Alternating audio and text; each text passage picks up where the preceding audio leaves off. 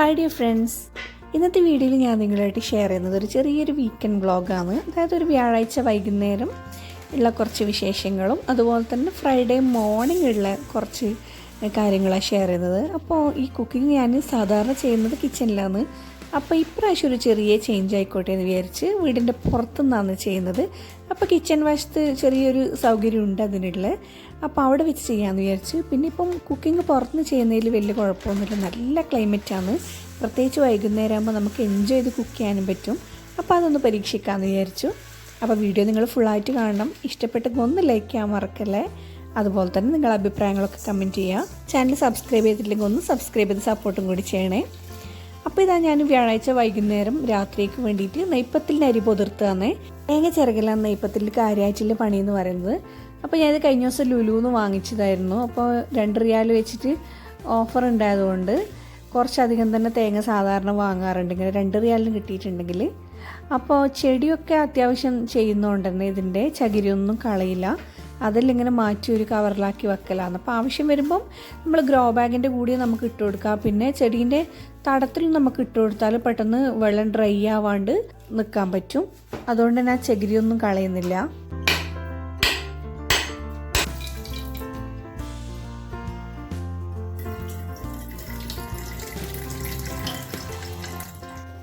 എൻ്റെ പല വീഡിയോസിൽ നിങ്ങൾ കണ്ടിട്ടുണ്ടാകും, തേങ്ങ ചിരകുമ്പോൾ ഞാനിത് ഗ്രൈൻഡർ ഉണ്ടായതുകൊണ്ട് തന്നെ ഒന്നിച്ച് ചിരകി വെക്കലാണ്. അപ്പോൾ നെയ്പ്പത്തിൽ എനിക്ക് ഏകദേശം 2 തേങ്ങയാണ് വേണ്ടത്. 1.5 തേങ്ങ എനിക്ക് നെയ്പ്പത്തിലിന് വേണ്ടിയിട്ടും അതുപോലെ തന്നെ 1/2 തേങ്ങ കോഴി വറവിന് വേണ്ടിയിട്ടും. ഇതിൻ്റെ ബെസ്റ്റ് കോമ്പിനേഷനാണ് ഇറച്ചി വറവ് അല്ലെങ്കിൽ കോഴി വറവ്. നെയ്പ്പത്തിലിൻ്റെ കൂടെ നമുക്ക് കഴിക്കാൻ പറ്റുന്ന ടേസ്റ്റി ആൻഡ് സിമ്പിളായിട്ടുള്ളൊരു ഐറ്റമാണ് ഈ ഒരു കോഴി വറവ് എന്ന് പറയുന്നത്. പല വീഡിയോയും ഷെയർ ചെയ്തിട്ടുണ്ട്, എന്നാലും കാണാത്തവർക്കായിട്ട് ഞാൻ പറയുന്നത്, ഞാൻ നെയ്പ്പത്തിന് വേണ്ടിയിട്ട് ഇവിടെ നമ്മുടെ മട്ട റൈസും അതുപോലെ തന്നെ ലുലുവിൻ്റെ വൈറ്റ് റൈസും കൂടിയിട്ടാണ് മിക്സ് ചെയ്യുന്നത്. നമ്മുടെ നാട്ടിലൊക്കെ ആണെങ്കിൽ സാധാരണ ചുവന്നരി മാത്രമേ യൂസ് ചെയ്യാറുള്ളൂ മട്ട റൈസ്. ഇവിടെ ഇതാ ഞാൻ രണ്ടും കൂടി മിക്സ് ചെയ്തിട്ടാണ്. അപ്പോൾ കുറച്ചുകൂടി അധികം ഞാൻ ചേർത്തിട്ടുള്ളത് വൈറ്റ് റൈസാണ്. പിന്നെ ഇവിടെ ആവശ്യത്തിന് വലിയ ജീരകം ചേർക്കുന്നുണ്ട്, പിന്നെ ആവശ്യത്തിന് ഉപ്പും. 1.5 മുറി തേങ്ങ ചിരകി വെച്ചതും കൂടി ഞാൻ ഇതിലേക്ക് ചേർത്തിട്ട് നന്നായി കൈകൊണ്ട് കുഴക്കിയെന്ന്. അപ്പോൾ സാധാരണ നമ്മൾ നെയ്പ്പത്തിൽ ഉണ്ടാക്കുമ്പം ഉള്ളി ചേർക്കാറുണ്ട്. അപ്പോൾ ഇപ്രാവശ്യം ഞാൻ ഉള്ളി ചേർത്തിട്ടില്ല. നെയ്പ്പത്തിൽ ഉണ്ടാക്കുമ്പം കുറച്ചധികം തന്നെ ഉണ്ടാക്കും, കാരണം എൻ്റെ മോന് ഭയങ്കര ഇഷ്ടം. മോന് എന്നല്ല, എല്ലാവർക്കും ഭയങ്കര ഇഷ്ടമാണ്. പിന്നെ അവന് പ്രത്യേകിച്ചൊരു ഇഷ്ടമാണ്. അപ്പോൾ ഇടയ്ക്കിടയ്ക്ക് അവൻ പറയാറുണ്ട്. അപ്പോൾ ഇന്ന് ഏതായാലും ആയിക്കോട്ടെ എന്ന് വിചാരിച്ചു. അതുകൊണ്ട് തന്നെ നെക്സ്റ്റ് ഡേ, അതായത് ഫ്രൈഡേക്കുള്ള ബ്രേക്ക്ഫാസ്റ്റിന് കൂടിയിട്ടാണ് ഞാൻ അരി പൊതിർത്തിയിട്ടുള്ളത്. അപ്പോൾ ഇത് അരച്ചിട്ട് അധികം വന്നാൽ ഞാൻ രാവിലേക്ക് വേണ്ടത് ഫ്രിഡ്ജിലെടുത്ത് വെക്കും. ഒന്ന് ക്ലിംഗ് റാപ്പ് ചെയ്തിട്ട് വെച്ചാൽ മതി.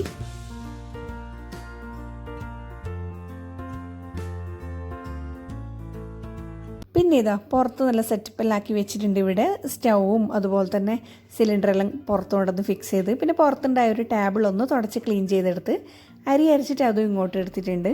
അപ്പോൾ എന്തായാലും ഇപ്രാവശ്യം എൻജോയ് ചെയ്തിട്ട് തന്നെ ഒന്ന് ചൂടാമെന്ന് വിചാരിച്ചു. ഇപ്പം നല്ല ക്ലൈമറ്റാണ്, പുറത്ത് നിന്ന് ചൂടാൻ നല്ല രസമാണ്. പിന്നെ നെയ്പ്പത്തിൽ ചുടുമ്പോൾ അറിയാലോ, ആ ഒരു തിളച്ച എണ്ണേൻ്റെ അടുത്ത് നിൽക്കുമ്പോഴുള്ള ഒരു ഫീലിങ് നമ്മളിങ്ങനെ പുറത്തുനിന്ന് ചൂട്ടിട്ട് അറിഞ്ഞതേ ഇല്ല ശരിക്കും. ഞാൻ ആ ഒരു ചൂടോ പുകയോ ഒന്നും ഏറ്റില്ല. കുഞ്ഞു കിച്ചൺ ആയതുകൊണ്ട് തന്നെ നമുക്ക് ശരിക്കും ഫീൽ ചെയ്യും കുറേ ടൈം നമ്മൾ ഈ ഒരു ചൂടുള്ള തിളച്ചെണ്ണേൻ്റെ അടുത്ത് നിൽക്കുമ്പോൾ. അപ്പോൾ നല്ലൊരു എക്സ്പീരിയൻസ് ആയിരുന്നു ഇന്നലെ. അപ്പോൾ ഇങ്ങനെ ഒരു കുഞ്ഞ് ചേഞ്ച് ആഗ്രഹിക്കുന്ന ആരെങ്കിലും, ഇപ്പോൾ ഗൾഫിലാണെങ്കിൽ ഇങ്ങനെയുള്ള കുഞ്ഞു കുഞ്ഞു സൗകര്യം ഉണ്ടെങ്കിൽ നമുക്ക് എൻജോയ് ചെയ്യാൻ പറ്റിയൊരു കാലാവസ്ഥയാണിപ്പോൾ.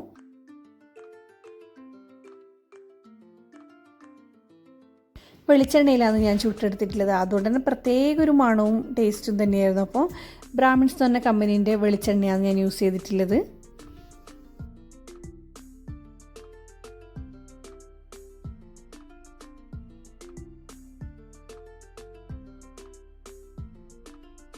നെയ്പ്പലത്തിന് അരച്ചെടുത്താലും മിക്കവാറും കുറച്ച് ലൂസായിട്ടാണ് ഉണ്ടാകുക. നമുക്ക് ഗ്രൈൻഡറിലാകുമ്പോൾ നല്ല കട്ടിയിലങ്ങ് അരച്ചെടുക്കാൻ പറ്റില്ല. അപ്പോൾ ഇതുപോലുള്ള നല്ല നീറ്റ് ആൻഡ് ക്ലീൻ ആയിട്ടുള്ള കോട്ടൺ ക്ലോത്ത് വെച്ചിട്ടാണ് അതിൽ വെള്ളമെല്ലാം ഒപ്പിയെടുക്കൽ. എന്നിട്ട് നമുക്ക് കണക്കായ പാകത്തിൽ കൈ കൊണ്ട് പരത്തിയിട്ട് ചുട്ടെടുക്കാം. അപ്പോൾ ഞാനിവിടെ പ്ലാസ്റ്റിക്കിൻ്റെ 2 ഷീറ്റ് ഇവിടെ കട്ട് ചെയ്ത് വെച്ചിട്ടുണ്ട്. അപ്പോൾ അതിൽ സത്യം പറഞ്ഞാൽ ഞാൻ പരത്തിയിട്ട് ശരിയായില്ല. നമ്മുടെ നാട്ടിലൊക്കെ ആണെങ്കിലും നേരിയ കോട്ടൺ ക്ലോത്തിലാണ് പരത്തൽ. അപ്പോൾ അതിൻ്റെ വെള്ളം ഒന്ന് വറ്റുകയും ചെയ്യും, പിന്നെ നമുക്ക് പെട്ടെന്ന് കയ്യിലെടുക്കുകയും ചെയ്യാം. അപ്പോൾ ഞാനൊരു പേപ്പർ വെച്ചിട്ട് ആദ്യമായിട്ടാണ് നോക്കിയത്, അപ്പോൾ അപ്പോഴേക്ക് ശരിയായില്ല. പിന്നെ ഞാൻ പേപ്പർ മാറ്റി വെച്ച് ക്ലോത്തിൽ തന്നെ ഒന്ന് പരത്തിയെടുക്കുക ചെയ്തത്. അപ്പോൾ ഇതാ നെയ്പ്പത്തിലുള്ള നല്ല ഉഷാറായിട്ട് വരുന്നുണ്ട്. അപ്പോൾ സത്യം പറഞ്ഞാൽ തീരെ പുകയോ ഒരു ചൂടോ ഒന്നും ഇപ്രാവശ്യം നെയ്പ്പത്തിൽ ചൂടുമ്പോൾ ഞാൻ അനുഭവിച്ചിട്ടേ ഇല്ല. നല്ലൊരു എക്സ്പീരിയൻസ് ആയിരുന്നു. ആസ്വദിച്ച് നെയ്പ്പത്തിൽ തിന്നാറുണ്ട്, അതുപോലെ തന്നെ ആസ്വദിച്ച് നെയ്പ്പത്തിൽ ചുട്ട് എന്ന് പറഞ്ഞ പോലത്തെ അവസ്ഥയായിരുന്നു.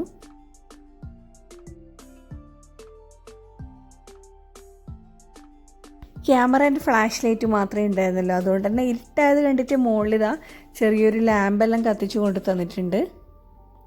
അപ്പോൾ നെയ്പ്പത്തിൽ നമ്മൾ ദോശ പോലെ തന്നെയാണ്, ചുടുമ്പോൾ ഇങ്ങനെ മക്കൾ വന്നിട്ട് എടുത്ത് തിന്നുകൊണ്ടിരിക്കും.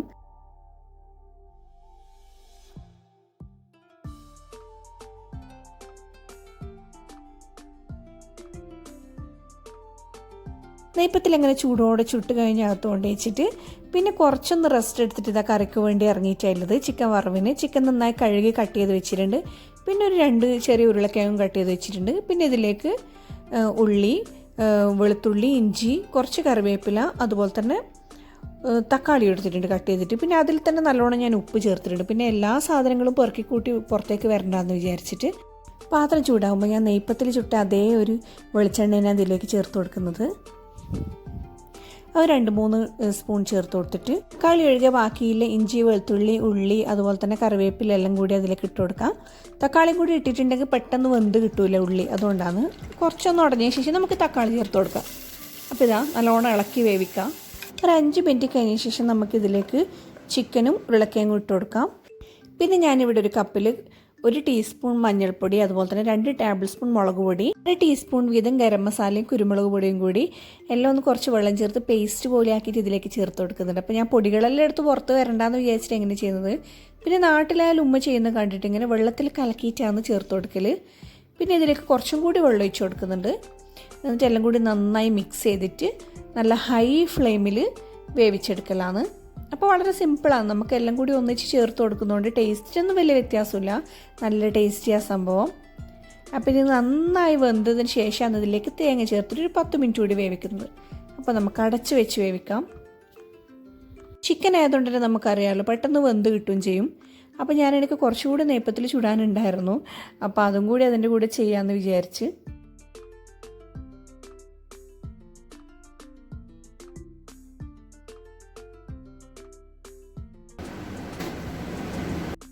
ഇതാ തേങ്ങയിട്ട് ഇളക്കി നമ്മുടെ കോഴി വറവൊക്കെ ഏകദേശം റെഡി ആയിട്ടുണ്ട്. ഇനി ഇതൊന്ന് അടച്ച് വെച്ചൊരു 5 മിനിറ്റ് വേവിച്ചാൽ മതി.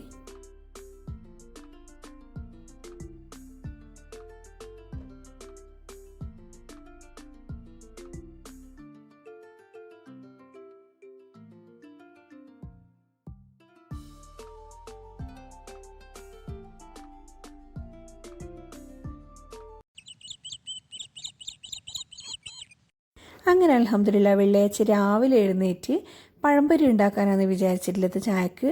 അപ്പോൾ നമ്മുടെ ജാഗറി, അതായത് വെല്ലം ഉപയോഗിച്ചിട്ടുള്ള പഴംപൊരി ഉണ്ടാക്കാൻ വേണ്ടിയിട്ടാണ്. അപ്പോൾ ഞാൻ ഉണ്ടാക്കിയിട്ടില്ല കേട്ടോ ഇതുവരെ, അപ്പോൾ ആദ്യമായിട്ട് ട്രൈ ചെയ്യുന്നതാണ്. അപ്പോൾ ഞാനൊരു വീഡിയോയിൽ കണ്ടിട്ടുണ്ടായിരുന്നു, ഭയങ്കര ടേസ്റ്റിയാണെന്ന് അതിൽ പറഞ്ഞു. അപ്പം ഞാനേതായാലും ഒന്ന് ട്രൈ ചെയ്ത് നോക്കാമെന്ന് വിചാരിച്ച്. അപ്പോൾ നമ്മുടെ അടുപ്പ് ഏതായാലും മുറ്റത്തുണ്ടത്തെ, ഗ്യാസ് സ്റ്റോവൊന്നും ഞാൻ എടുത്തിട്ടില്ല തലേന്ന് രാത്രി. അപ്പോൾ ഇത് ഏതായാലും ഒരു ഫ്രൈ ആണെന്നല്ലോ, അപ്പോൾ ഇതും കൂടി ആക്കിയിട്ട് തന്നെ അതങ്ങോട്ട് ഉള്ളിലേക്ക് എടുക്കാമെന്ന് വിചാരിച്ചു. 2 ദിവസം മുമ്പ് പഴം വാങ്ങിയിട്ട് 2 എണ്ണം ബാക്കി ഉണ്ടായതാണ്. അപ്പോൾ ഏതായാലും ഇന്നും പഴംപൊരി ആകട്ടെ എന്ന് വിചാരിച്ചു.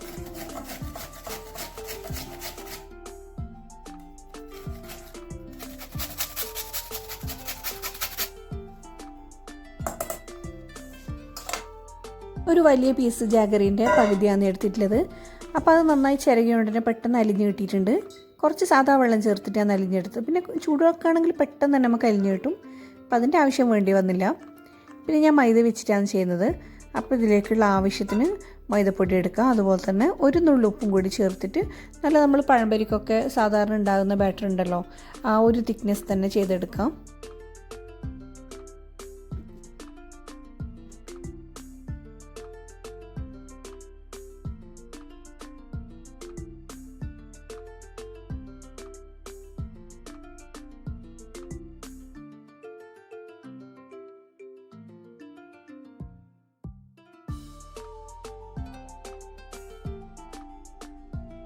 അപ്പോൾ നമുക്ക് ബാറ്ററൊക്കെ റെഡി ആയിട്ടുണ്ട്. ഇനി മുറ്റത്തുള്ള അടുക്കളയിലേക്ക് മെല്ലെ നീങ്ങാം. അതിനു മുമ്പ് ജസ്റ്റ് എൻ്റെ ചെടിയൊന്ന് കാണിച്ചു തരാം. കണ്ടില്ലേ, മാഷാ അല്ലാ നന്നായിട്ട് ഉഷാറായിട്ട് വരുന്നുണ്ട്. അപ്പോൾ ഇനി ഇവിടെയൊക്കെ ഒന്ന് ജസ്റ്റ് ഒന്ന് ക്ലീൻ ചെയ്തിട്ട് നമുക്ക് പെട്ടെന്ന് പഴംപൊരി ഉണ്ടാക്കിയിട്ട് അകത്തേക്ക് പോകാം. കാരണം രാവിലെ തന്നെ എണീച്ചിട്ടുണ്ട്. ഇന്ന് കുറച്ച് കഴിഞ്ഞാൽ നല്ല വെയിലായിരിക്കും. അതുകൊണ്ട് തന്നെ ഏകദേശം ഒരു 6:30 മണിയാകുമ്പോഴേക്ക് തന്നെ ഞാനിവിടെ പുറത്തേക്ക് വന്നിട്ടുണ്ട്. ഓപ്പൺ എയറിൽ ഈ ഒരു ക്ലൈമറ്റിൽ രാവിലെ കുക്ക് ചെയ്യാൻ നല്ലൊരു എന്താ പറയുക, നല്ലൊരു ഫ്രഷ് മൂഡ് തന്നെയായിരുന്നു. പ്രത്യേകിച്ച് നമ്മുടെ ചെടികളൊക്കെ ഉണ്ട് സൈഡിൽ. ഇതുപോലെ തന്നെ എണ്ണേൻ്റെ ചൂടോ ഇതൊന്നുമില്ല. നല്ല ക്ലൈമറ്റ് ആയിരുന്നു രാവിലെ തന്നെ ആയതുകൊണ്ട്.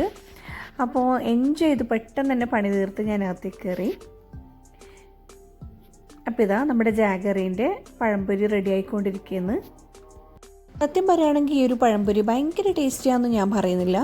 സാധാരണ നമ്മൾ പഴംപൊരി ഉണ്ടാക്കുന്നതിൻ്റെ ഒരു ചെറിയൊരു ഡിഫറെൻ്റ് ആയിട്ടുള്ളൊരു ടേസ്റ്റ് ജാഗറി ഇട്ടതിൻ്റെ അത്രയേ ഉള്ളൂ. അല്ലാണ്ട് ഭയങ്കര സംഭവമൊന്നുമല്ല.